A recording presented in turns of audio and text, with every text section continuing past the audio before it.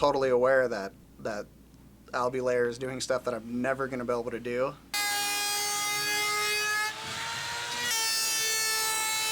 And Tika Nui Smith is catching waves that I'm never going to catch.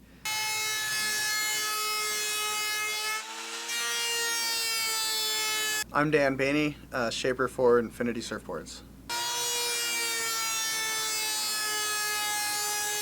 I started shaping in 1988 when I was 11 years old.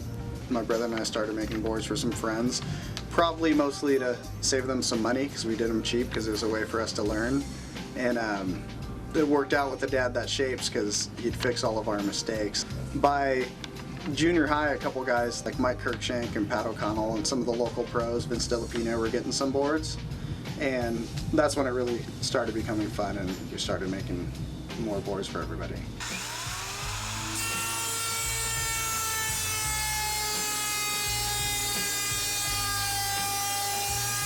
I do a lot of boards for sort of reef pass tubey waves, and then a lot of boards for sort of Salt Creek lowers, kind of California surf.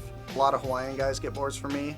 They kind of get boards from local shapers because maybe the boards that they have are tuned in better for Hawaii, so they want something that has a rocker that's tuned in here. Last summer, two Hawaiians, Nathan Carvalho and Kaoli Kaukaloa, stayed with me the whole summer, and we just made a ton of boards. They'd come in, we'd shape them together, we'd get them glassed real quick, go down and I'd video like every session with them. And from the beginning to the end, you can really see a huge difference in how well the boards worked. I'm really driving the designs by trying to work as close as I can with team riders. Hank Gaskell started getting boards. I don't know if he got my number from Kalani or what. He came and bought one off the rack, and I'm like, hey, let's work on some designs. I want to take advantage of that. 3 weeks ago, maybe, Jamie O'Brien called me to order a quiver. He got 4 boards he's going to South Africa with, and I didn't even know he had my number, so I think it's fun for me. Right now, surfing is progressing. It's crazy how much it's changed. I was younger and surfing a lot. I was riding a board a few inches over my head. Now everybody knows that you're going smaller.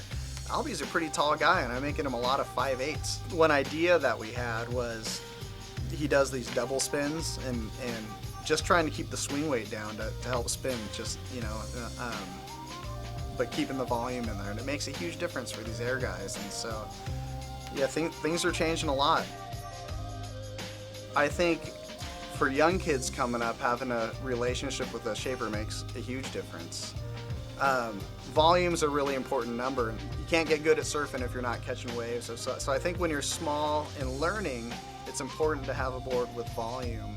As you get better, you can get into a board that has a volume that matches your weight pretty quickly.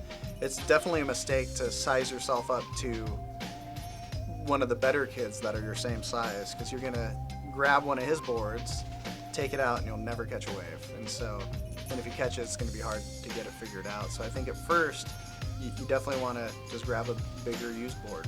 And the neat thing about that, a lot of times you can ride them, and when you're done, you can sell them for the same price you got them for. And so it's not a big investment. And then when you're ready, usually you work your way down, usually in steps, you know. So sometimes people will start on a long board, and then we won't put them on a tiny short board next. We'll put them on something a little oversized, and then you put them on something the right size.